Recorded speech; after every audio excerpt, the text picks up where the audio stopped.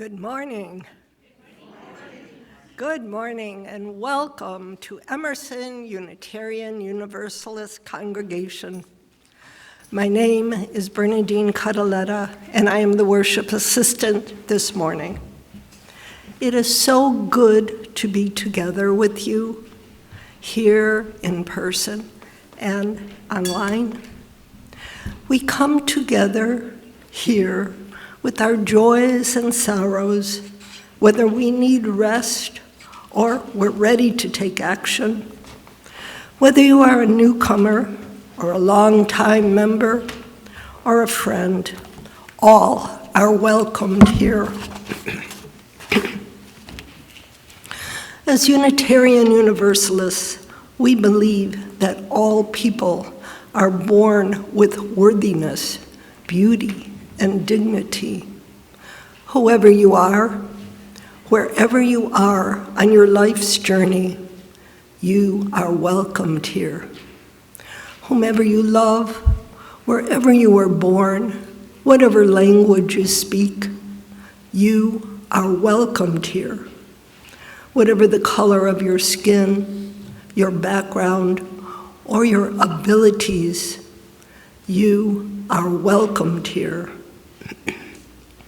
We are so grateful that you chose to spend this morning here with our Emerson congregation. If you are here in person, we invite you to join us for social time following the service for light refreshments. Our main fellowship hall is on this floor, directly behind the sanctuary. You can reach it through that hallway. Our family-friendly fellowship hall with snacks and activities for all ages is upstairs in room 214, accessible by the back stairs or the elevator. After fellowship time, please join us for religious exploration and small group gatherings as listed on the back of your order of service. It is such a joy to be together in community. As we light our chalice as a symbol of Unitarian Universalism and our commitment to be a beacon of love in the world, Gail Chadbourne will light our chalice. Thank you, Gail. These words were written by Melanie Davis. If there was ever a time for a candle in the darkness, this would be it. Using a spark of hope, we kindle the flame of love, ignite the light of peace, and feed the flame of justice. And now, in the spirit of love and the beloved community, let's share our congregational affirmation: we need not think alike to love alike. Let's greet and welcome each other to this new day.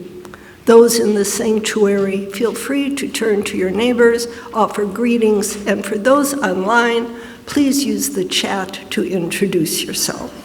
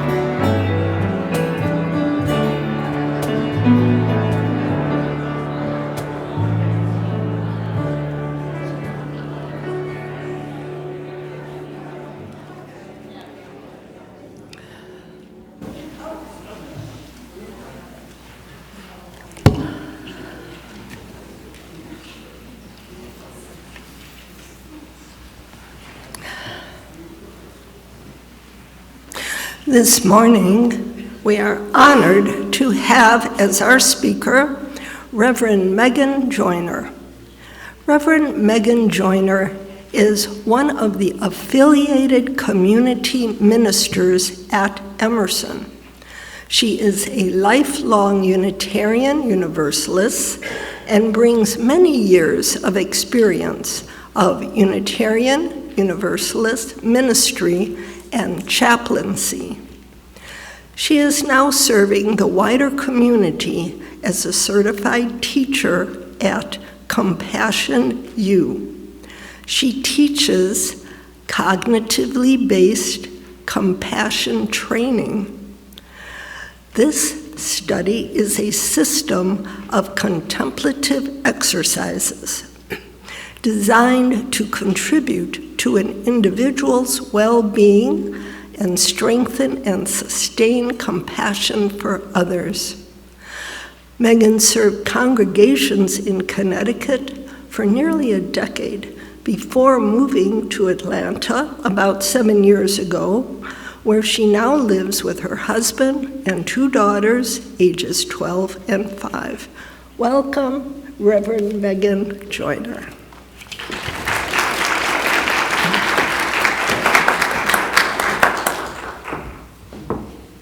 Thank you, Bernadine. How good it is to be together. I'm so glad you all are here this morning. Our opening words come from Melody Beatty, who died this past year. She writes, "Gratitude unlocks the fullness of life. It turns what we have into enough and more. It turns denial into acceptance, chaos to order, confusion to clarity. It can turn a meal into a feast, a house into a home, a stranger into a friend.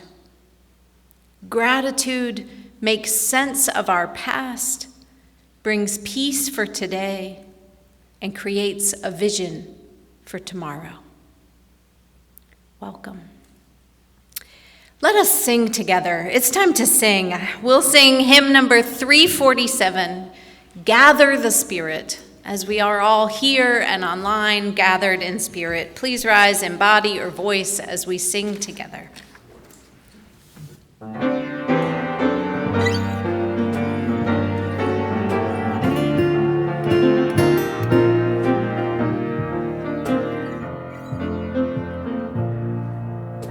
Gather in spirit, harvest and part, our separate fires will kindle one flame. Witness the mystery of this heart, our trials and triumphs appear all the same. Gather in peace, gather in thanks, gather in sympathy.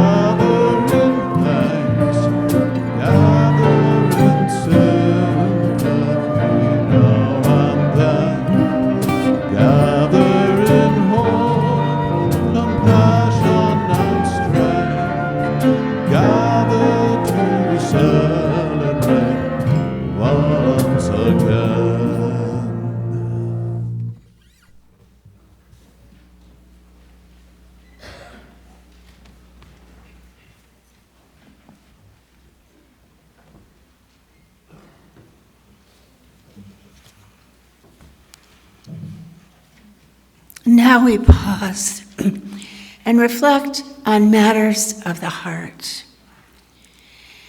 Thank you, Gwendolyn, for joining us today and helping with the stones.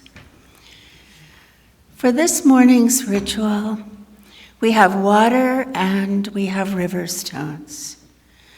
The stones are smooth and the stones have weight.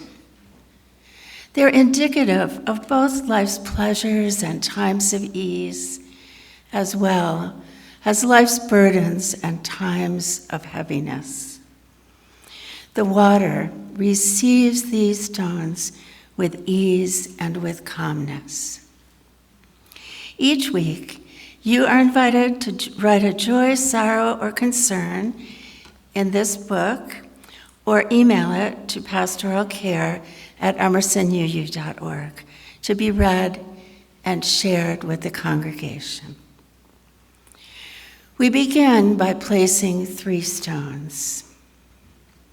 The first is in honor of the Cherokee and Muskogee nations of indigenous people on whose lands we reside.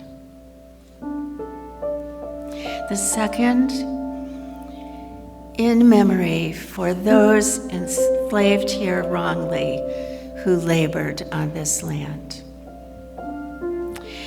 And the third, for all those hurting in current conflicts and war around the globe and in this nation.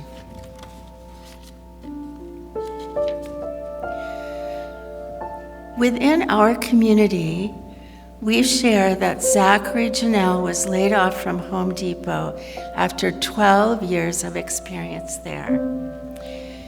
They ask for well wishes, good vibes, and hugs, which are always welcome.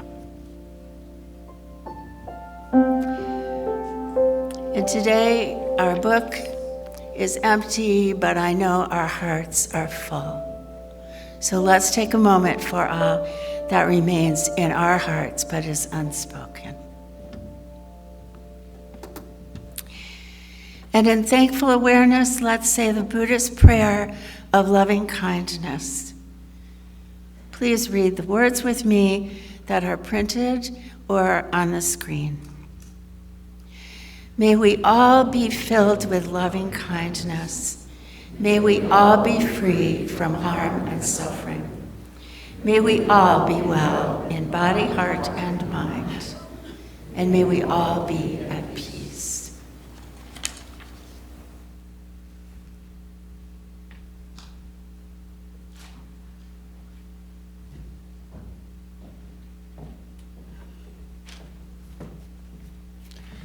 Good morning.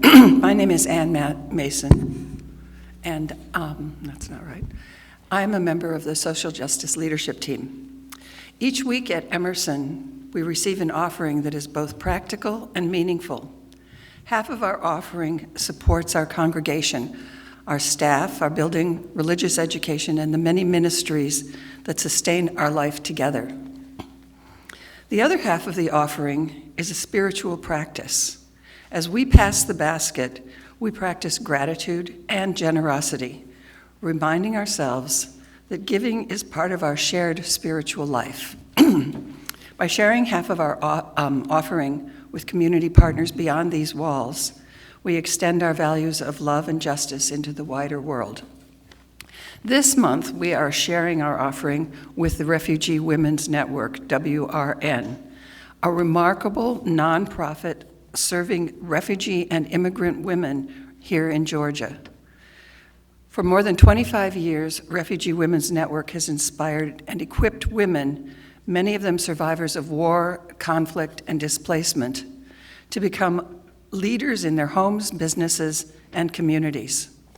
Refugee Women's Network is the only organization in Georgia dedicated specifically to supporting refugee women.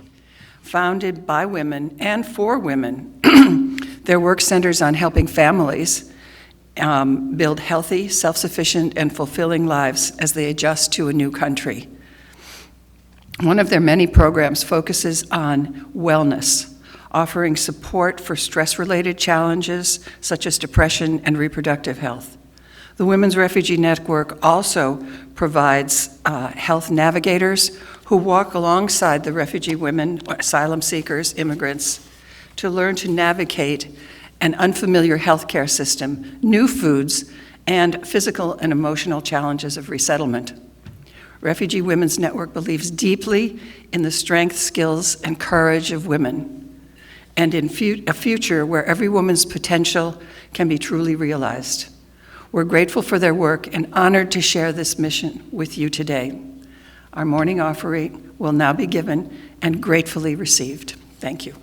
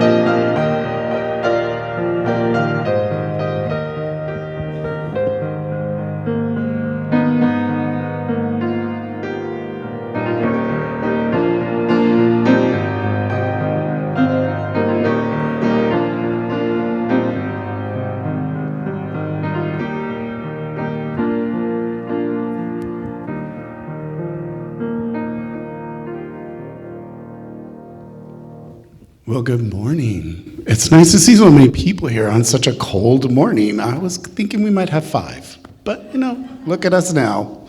All right, can I have the young and the young at heart come join us up here for this story? And I'm going to tell you, this story is going to cause some distress. When it's shared with me, I was like, oh no, the whole time. So this is an exciting story. Yes, as Michael said, this is an exciting story. It's called Two Bad Ants by Chris Van Allsburg. And I have a question for you guys. This might be an easy question. So does anybody know what I've got here, what this looks like? What is that? Sugar and salt. Sugar, yes, it's exactly sugar. So it's pretty easy for us to recognize sugar. But do you think if we were ants, it would look very different to us? Yes, probably would. No, it's sugar. No, it's okay, I can do it. Thank you.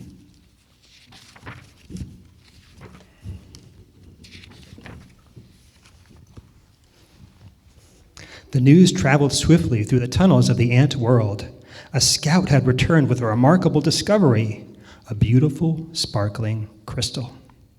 When the scout presented the crystal to the ant queen, she took a small bite, then quickly ate the entire thing. She deemed it the most delicious food she had ever tasted. Nothing could make her happier than to have more, much more. The ants understood. They were eager to gather more crystals because the queen was the mother of them all. Her happiness made the whole ant nest a happy place. It was late in the day when they departed. Long shadows stretched over the entrance to the ant kingdom. One by one, the insects climbed out, following the scout, who made it clear there were many crystals where the first one had been found, but the journey was long and dangerous. They marched into the woods that surrounded their underground home. Dusk turned to twilight. Twilight turned to night. The path they followed twisted and turned, every bend leading them deeper into the dark forest. More than once, the line of ants stopped and anxiously listened for the sounds of hungry spiders. But all they heard was the call of crickets echoing through the woods like distant thunder. Dew formed on the leaves above. Without warning, huge cold drops fell on the marching ants. A firefly passed overhead that, for an instant, lit up the woods with a blinding flash of blue-green light. At the edge of the forest stood a mountain. Next one.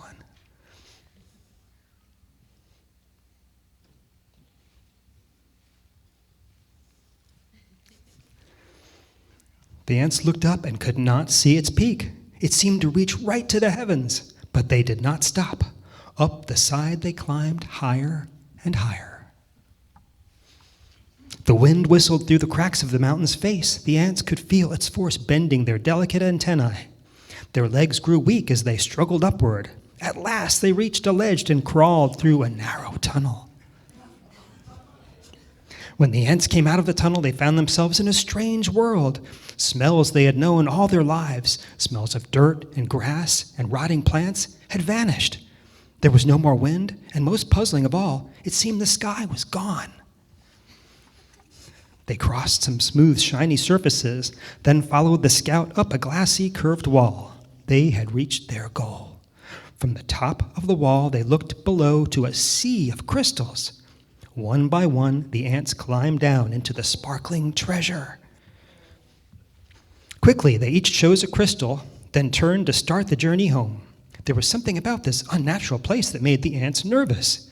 In fact, they left in such a hurry that none of them noticed the two small ants who stayed behind. "Why go back?" one asked the other. "This place may not feel like home, but look at all these crystals."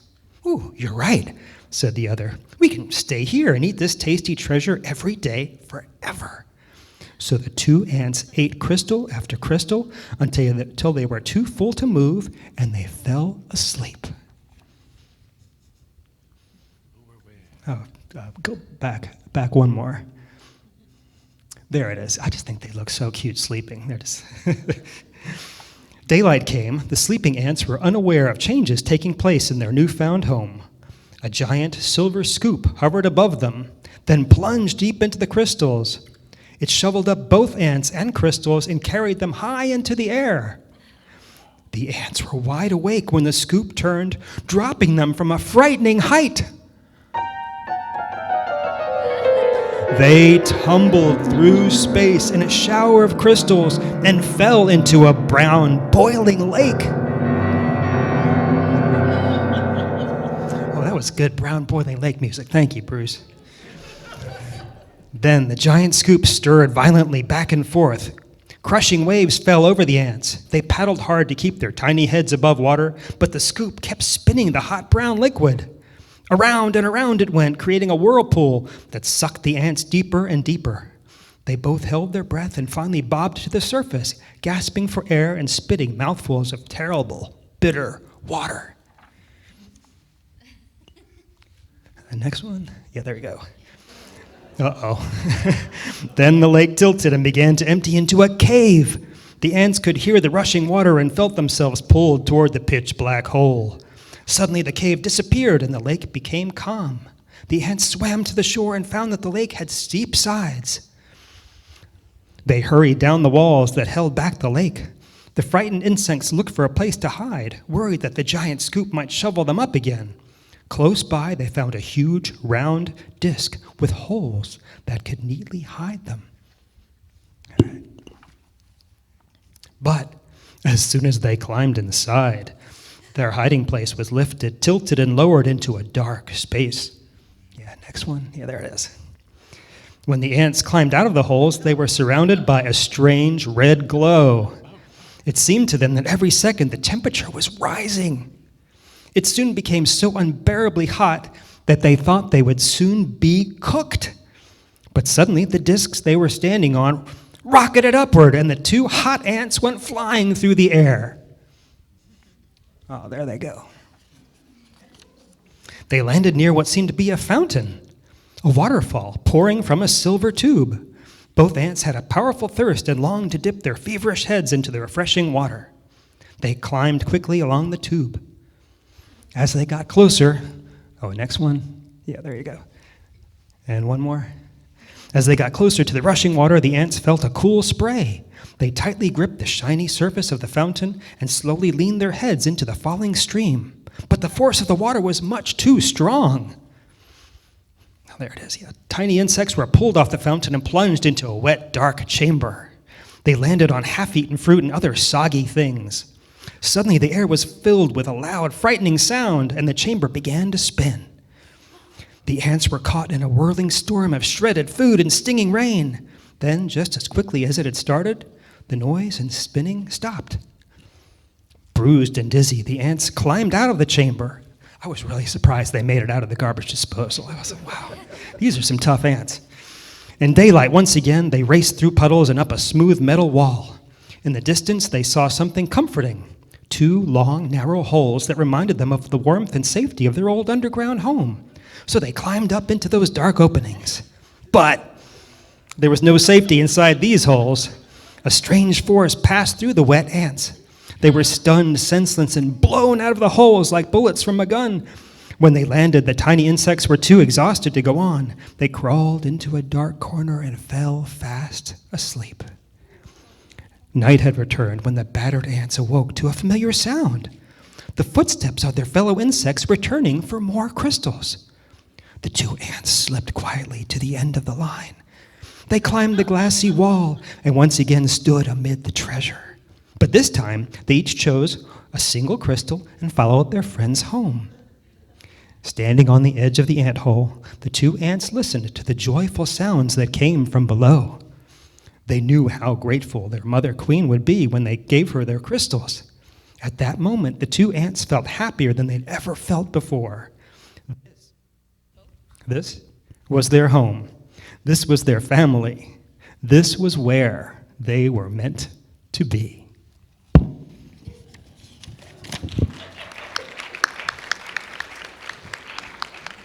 All right, shall we sing our song of dedication? The words are on the back of your program.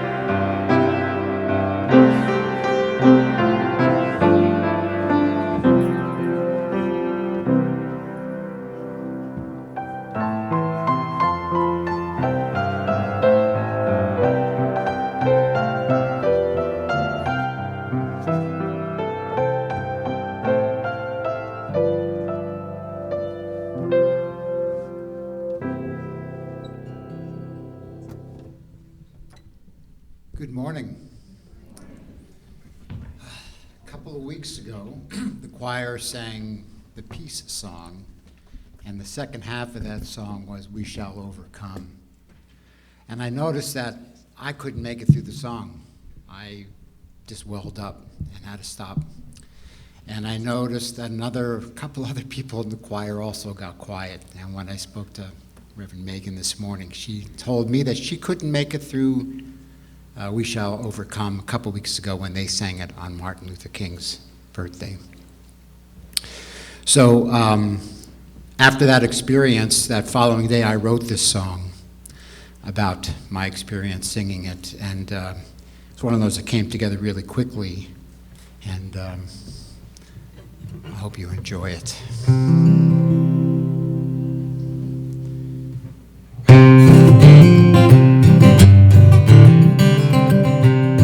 I sang a song today that made me want to cry. A song I've sung 1,000 times. We raised our voices and proclaimed that we shall overcome someday. Sing it loud and sing it clear. Those who hold the power must hear. March with me to the promised land, and we shall overcome someday. Oh, it ain't no lie. Oh, it ain't no lie. Oh, it ain't no lie. Stop telling all your lies on me. We had been won, with justice shown from sea to shining sea. But the billionaires got hungry and they wanted all the money. Now we've got to take it back again.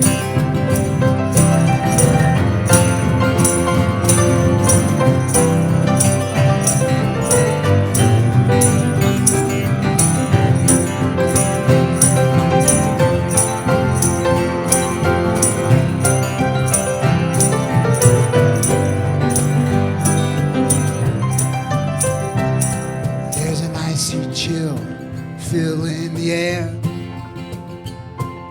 Lots of broken families everywhere. But I really love my neighbor as thyself. And we shall overcome someday. Sing it loud and sing it clear. Folks in Minneapolis must hear. March with me to the promised land, and we shall overcome someday. All right, sing it loud and sing it clear. Those who hold the power must hear. March with me to the promised land. We shall overcome someday. Yeah, we shall overcome someday. And we shall overcome someday.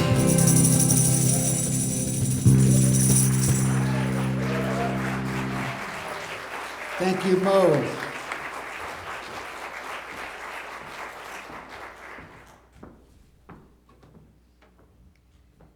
Thank you for that song. Thank you, Peter. Thank you, musicians. You sound wonderful. Friends, I am grateful for the opportunity to be with you again today. I bring greetings from Reverend Christina, who is in Santa Fe, New Mexico this weekend after attending a week of the Institute of the Learning Ministry, hosted by our UU Ministers Association, which came, as you know, right on the heels of the call for clergy to come to Minneapolis, a call that Reverend Christina answered. I know that she was updating you on her experiences there, and I know that you were concerned for her safety and her well-being the whole time. So was I. I also know that Reverend Jeff shared with you some of her words last week, and so I will share with you now that in response to my query, her phone was just blowing up the whole time, as to how she was at the end of the day, a week ago Friday night, she wrote back to me and she said, 50,000 steps walked today in 10 degrees below zero. I was part of very meaningful work here, she said. Very meaningful work. She will share more of that work with you when she returns, but we are so grateful, are we not, for the prophetic ministry of Reverend Christina and thousands of other clergy members and tens of thousands of Minnesotans on the streets of Minneapolis. We are so grateful. But y'all, I've got to confess, I am filling in this morning, sort of last minute. And I was glad to do so. Oh yes, I told Reverend Christina, I have a sermon. I've been exploring gratitude and gratefulness this fall and this winter through my work with the Emory Compassion Center.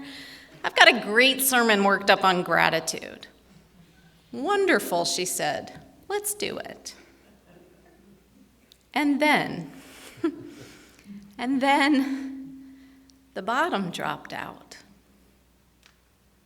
My colleague, the Reverend Karen Hutt, who is based in Minneapolis, just this week introduced me to the psychological theory of assumptive reality and the concept of the assumptive world.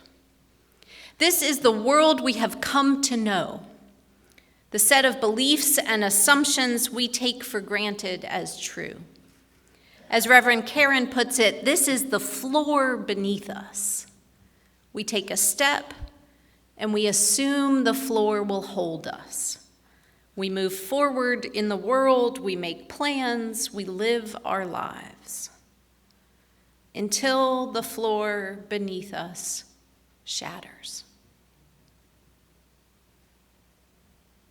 Ooh, y'all, I know that all our kids are right here in this sanctuary. And there is a lot going on in the world. Hi, buddy. There is a lot going on in the world, and I have a list of all these things going on in the world. And I don't know what you've talked to your kids about. So I'm just going to say that there have been some things happening in the past few weeks that have shattered the floor beneath us, right? That assumptive floor that we can take a step and it will hold, right? For our kids, we create that floor. And we will hold it, kids. I'm promising you. We're holding it. And it will hold for you. There are some things happening in our world, and right down the street in Fulton County, right? Our floor holds until hundreds of boxes of 6-year-old votes are taken out of a Fulton County voting center by the FBI just months before the midterms.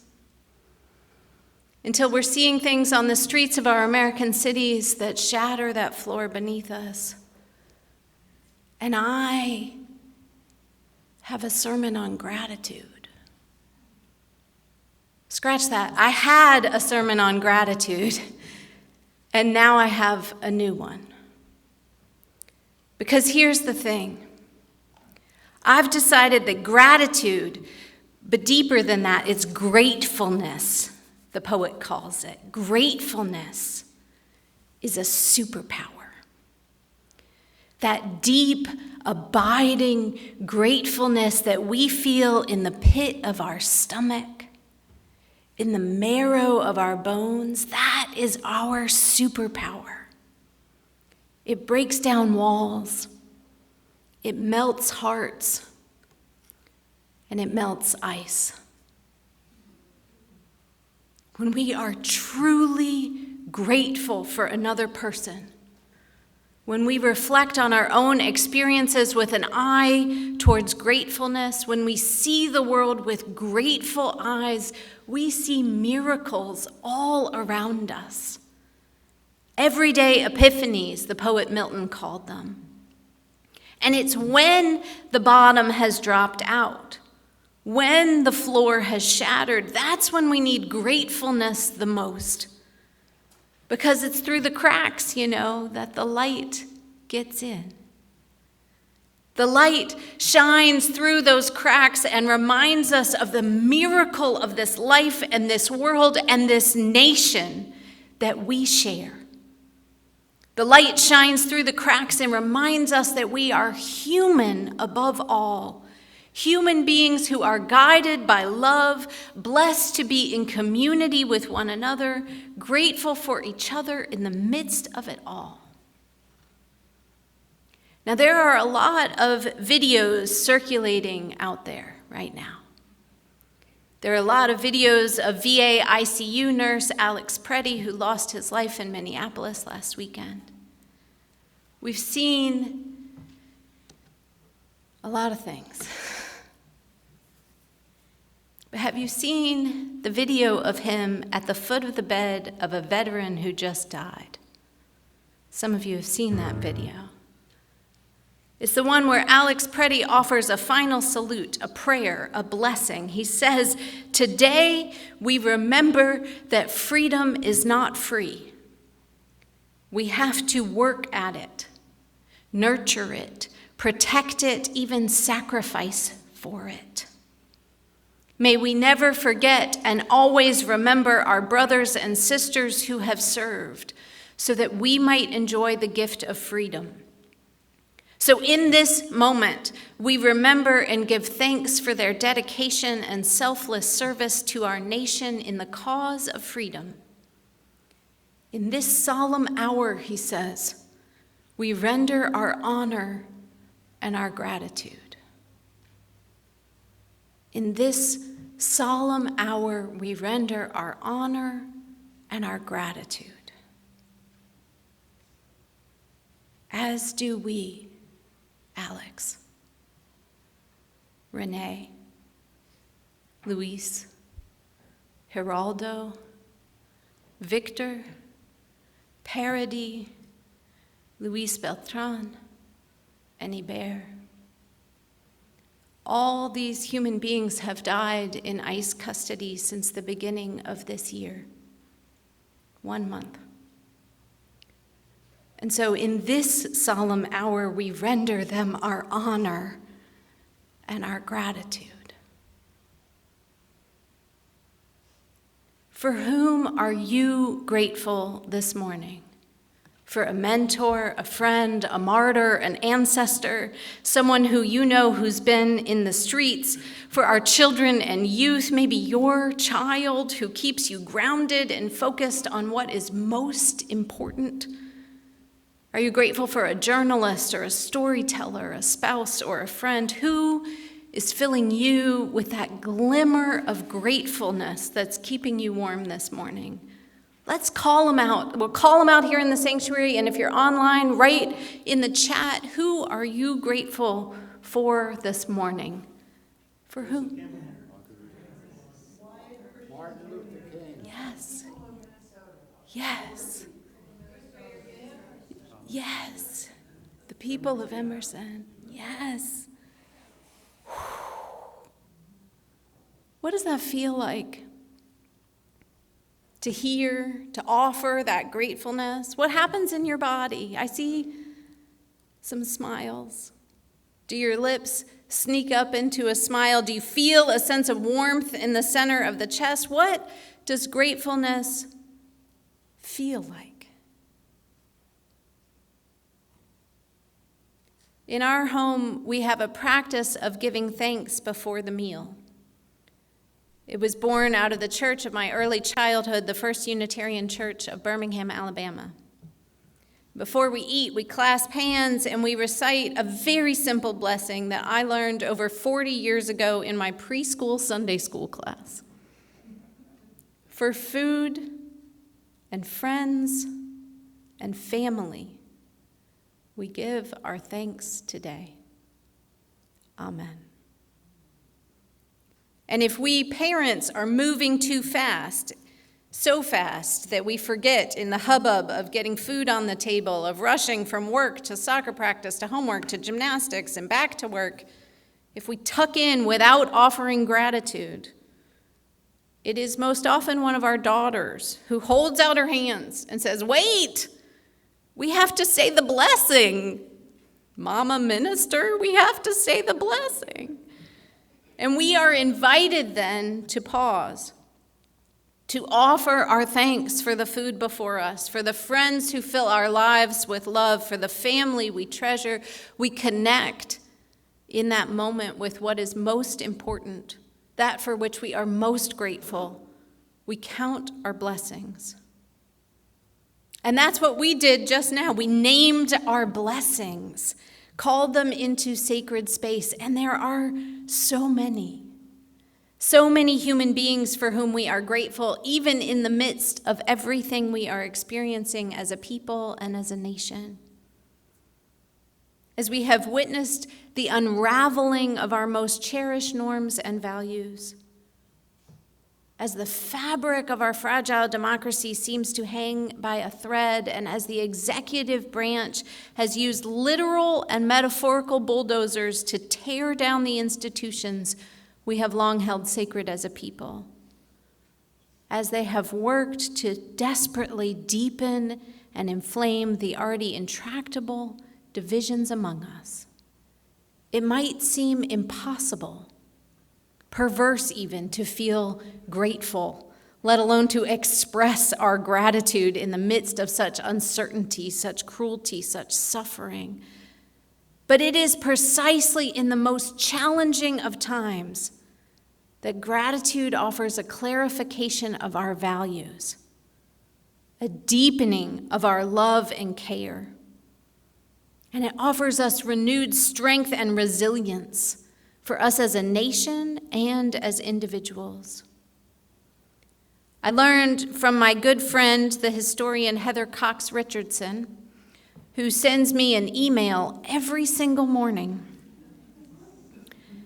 that it was in 1862, in the midst of a devastating civil war, that New York Governor Edwin Morgan proclaimed a day of Thanksgiving as a state holiday, reflecting that the previous year is, quote, numbered among the dark periods of history and its sorrowful records are graven on many hearthstones. He went on, Richardson writes, saying, "This was nonetheless a time for giving thanks because the precious blood shed in the cause of our country will hallow and strengthen our love and our reverence for it and its institutions. Our government and institutions placed in jeopardy have brought us to a more just appreciation of their value." Let's hear that again. Our government and our institutions placed in jeopardy have brought us to a more just appreciation of their value. Indeed. In his farewell column this week, New York Times columnist David Brooks writes that Americans have lost our faith.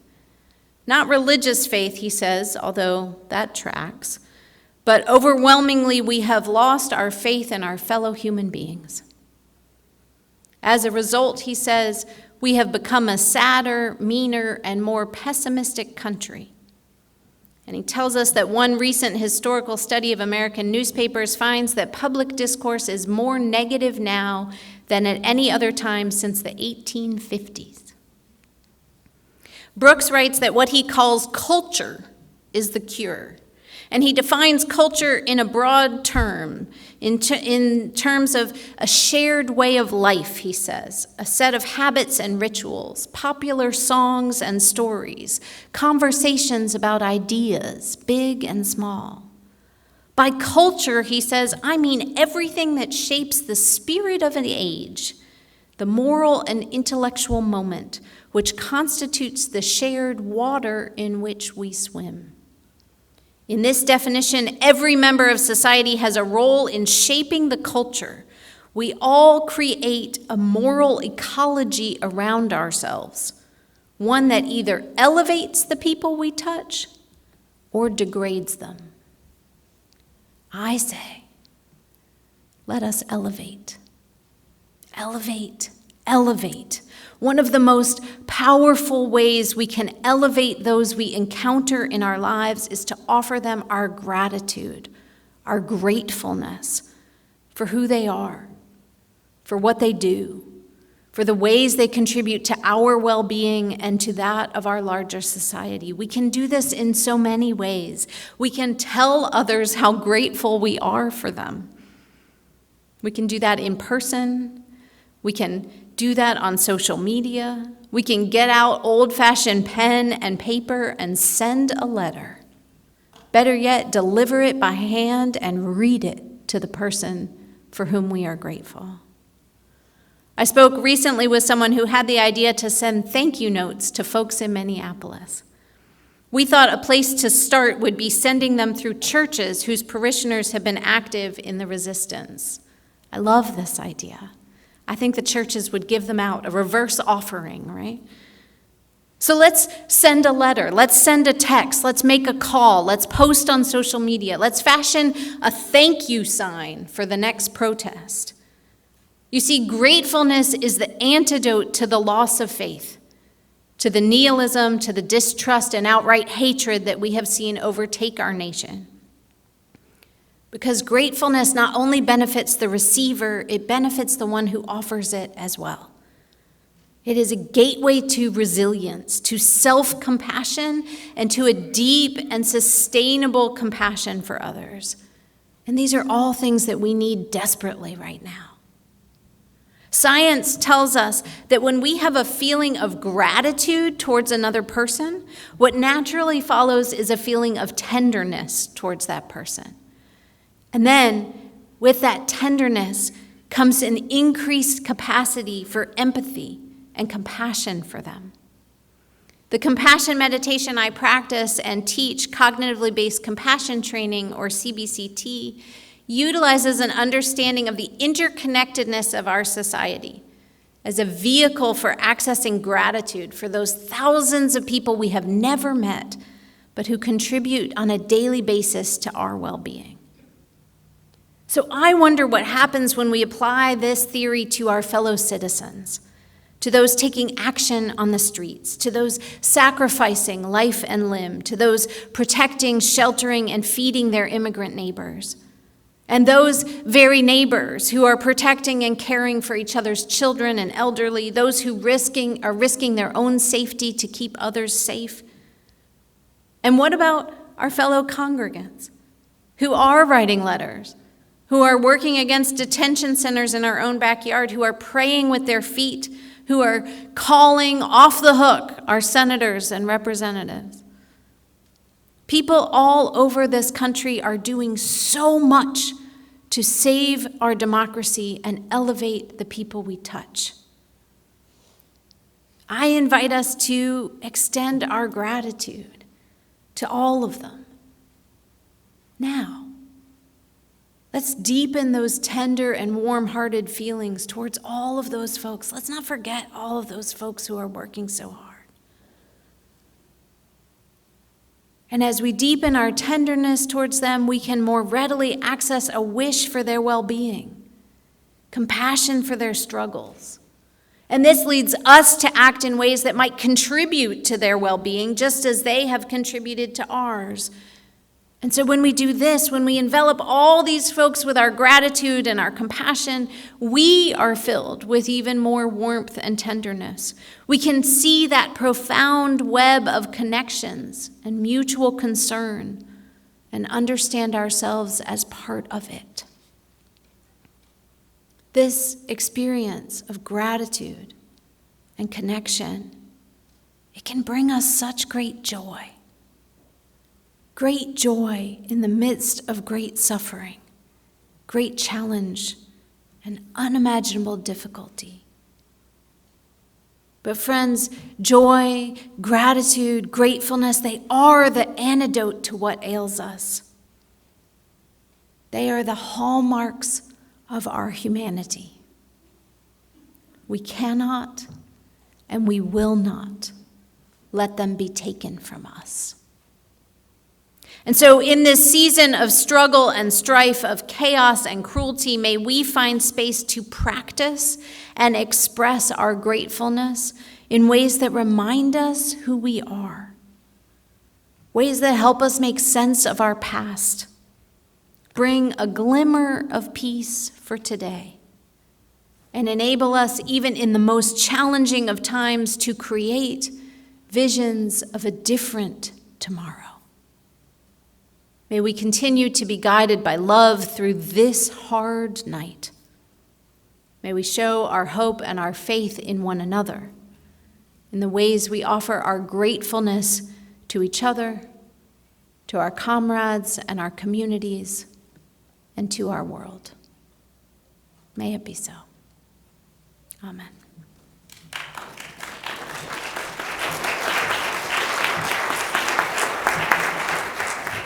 Ooh, let's sing. We got to sing. We're going to sing hymn number 131. Love will guide us through this hard night. Please rise and body your voice as we sing together.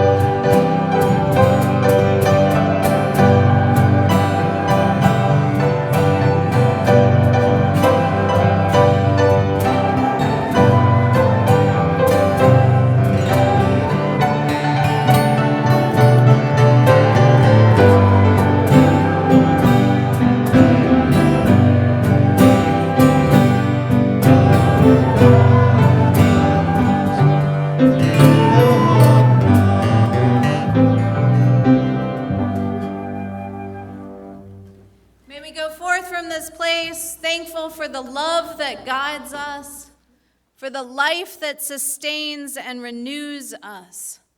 And may we be open to the grace that surrounds and surprises us. May we go forth from this place with openness and with gratefulness. Go in peace. But don't go yet, because there's some announcements and a chalice extinguishing.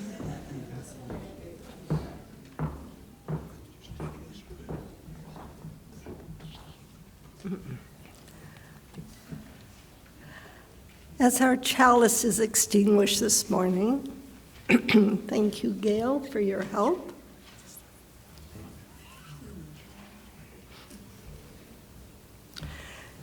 As our chalice is extinguished this morning, we say, we extinguish this chalice, but not the light of truth, the warmth of community, or the fire of commitment. These we carry in our hearts and out into the world until we are together again. A few announcements. Next week, Reverend Christina and UU ministers, Reverend Kiyama Rahman and Reverend Duggan Teague, will be in the pulpit together, honoring Black History Month with stories about Black leaders in our denomination's history. There will also be a dynamic music offered by a guest choir director, Dr. Tony McNeil. It will be an amazing day, so please join us. And now, Kathy, you want to?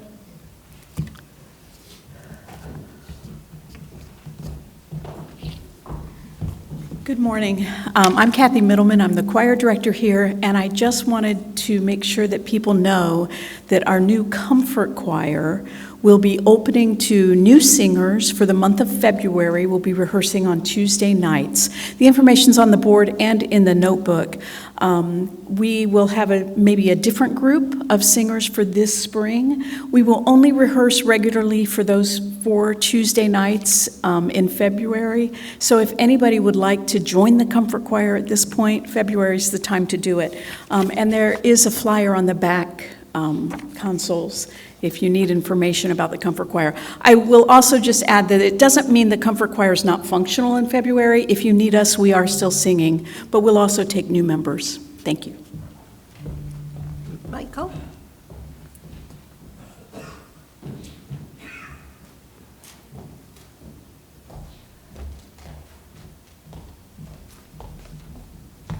Good morning, good morning, good morning. So before we close, I want to remind you, everyone, about a special event coming up this Tuesday, 7 o'clock here at Emerson. We're welcoming Nico Lang, an award-winning LGBTQ journalist and author whose work has appeared in the New York Times, the Rolling Stone, and the Washington Post. Nico is currently on a 50-state book tour and will be joining us for an Arthur Talk and QA and book signing.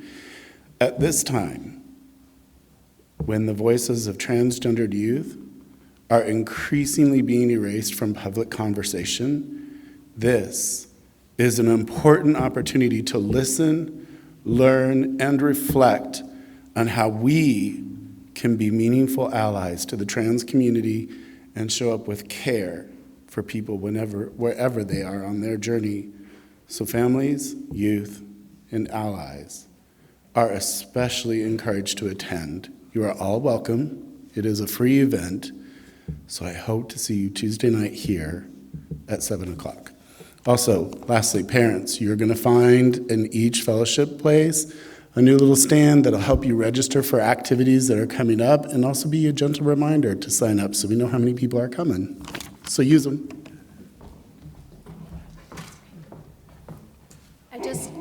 I believe that the Black History Month celebration is in 2 weeks. So I just want to make that clear that it's the 15th? 15th. Very exciting. I'm looking forward to joining you.